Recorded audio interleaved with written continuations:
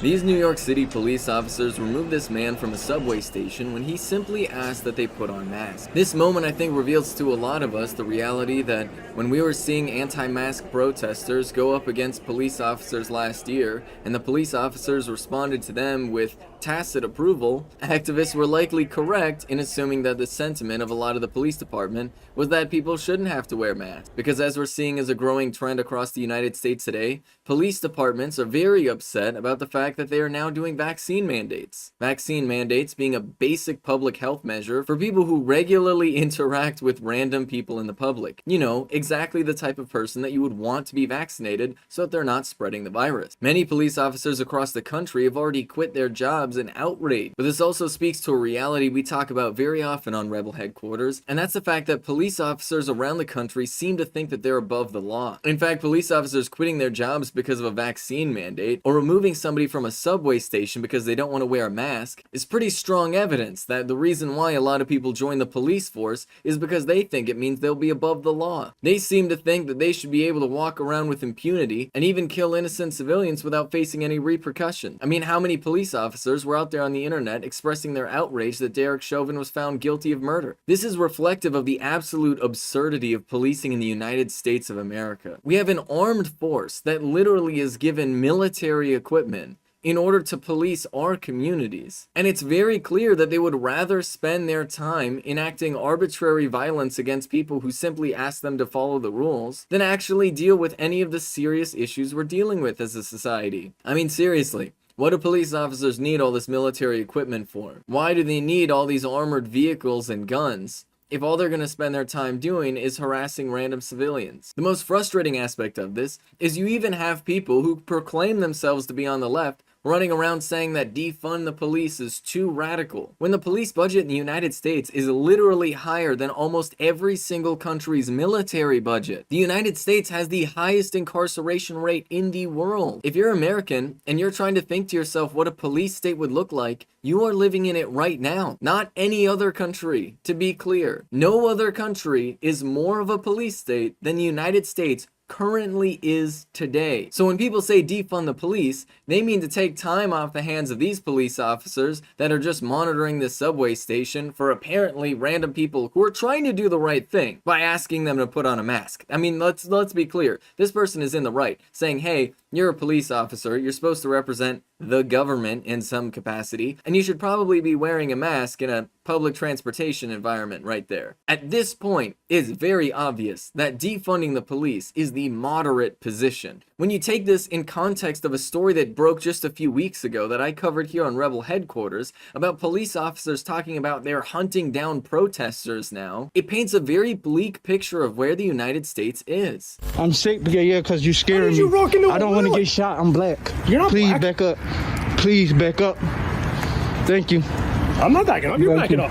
Please back up. I'm allowed to be here. It's a free country. All right, me too. Why are you chasing me around then? I'm not chasing you around. Why are you If you talking to move me? and you Do you follow need my me. assistance? No, I do not. You don't need me for anything? No. Why are you still here? Walk away. I am walking away. Why are you All right. following me? Why are Your you in a car is back gunshot zone? there. Huh? Because I can. It's a Why is my neighborhood. partner I over got to live down here. Why do you live down here? You don't live down here. Okay, let you tell it. You don't live down here. Okay, let you tell it. Boy, you don't live down here. Let you tell it. Boy, where are you from? None of your business. Where are you from? No more. Because you ain't from down here. Okay. You ain't from down here. Okay. In Philadelphia, that cop with the demonic laugh is Officer Hoover. He doesn't like that the black man who he called Boy is walking in a white neighborhood and recording this. What's your name and badge number, sir? That's right there, dog. Thank you. You got it? Yep, You got thank it? you. You got it? Thank you. Why are you putting a light on my face, sir? What? Can You got a light on me, I'm putting a light on you. It's Can you fair. please call white shirt? I feel What's a threatened now. white shirt? That sounds racist. A white shirt refers to the color of the shirt that a supervising officer wears. You're going to call the sergeant, sir. Call what sergeant? The sergeant, A sir. white sergeant? Why do I gotta call a white sergeant? No, can you please call the Did sergeant you on your misspeak unit? or are you misspeaking now? Can you please Which one call the is it? sergeant on What's your your unit? name? Or stop following me. What's your Thank name? you, I'm sir. not following you. I don't got to give you my name. You don't gotta be in that I don't cul-de-sac got to give either. you my name. You don't- all right, I don't you got to got give you that my name. cul-de-sac. I don't got to give you my name. All right, don't give me your name. Yeah, Get I out of don't. here. No, you Bye. follow me. No, bye. You follow stay me. here all day. All right, me too. Excuse me, sir. You're back and I'll you're stand trying here to all bump day. into I'll me. stand here all day. Eventually, the man filming this, named Jabriel, tries to walk to a nearby cousin's home. But Officer Hoover keeps trying to get into Jabriel's path to instigate his coming arrest. Right now, I'm walking to my aunt's house because I feel threatened. Then I'm gonna call an Uber and then leave. At this moment, I am now recording him just to show that I am not doing anything threatening to him Why or are you still anything in that following me nature. around? I'm not following you. I'm walking to my. Why are you following me and talking around? I'm not following you. I told you.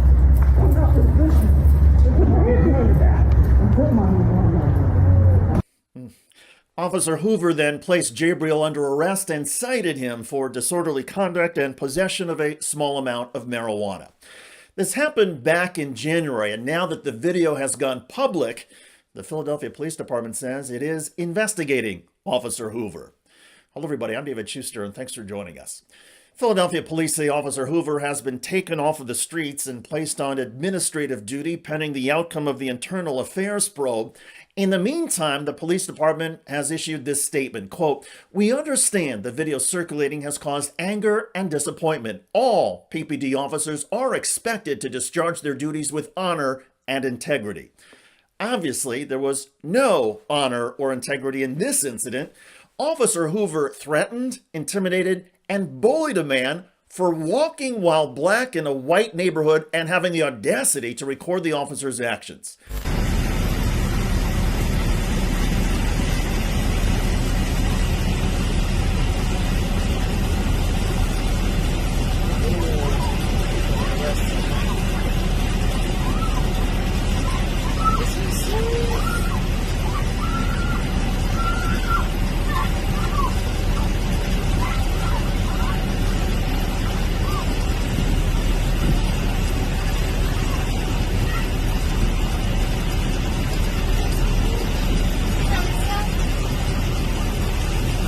It's difficult to find the words to describe the ceaseless documentation of police attacking innocent black bystanders, but it's important to share these stories as the calls to defund the police wane nationwide.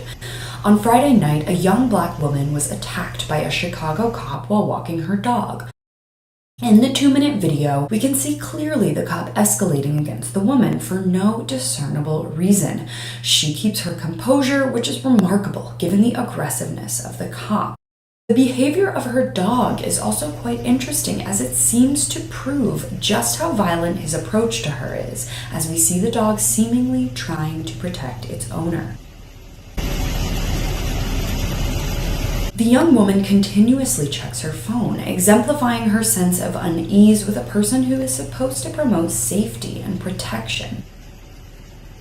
It seems to be that at one point she starts recording him, which sets him off completely, further highlighting the fact that police officers who engage in this type of behavior know exactly what they're doing and how inappropriate and inexcusable it is.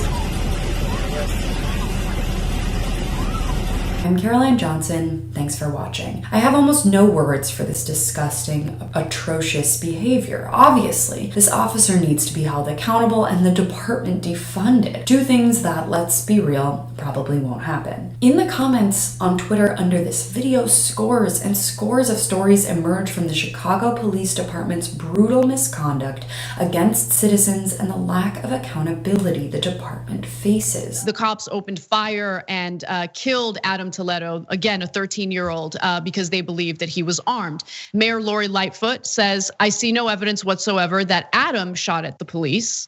So we have not seen any evidence of that.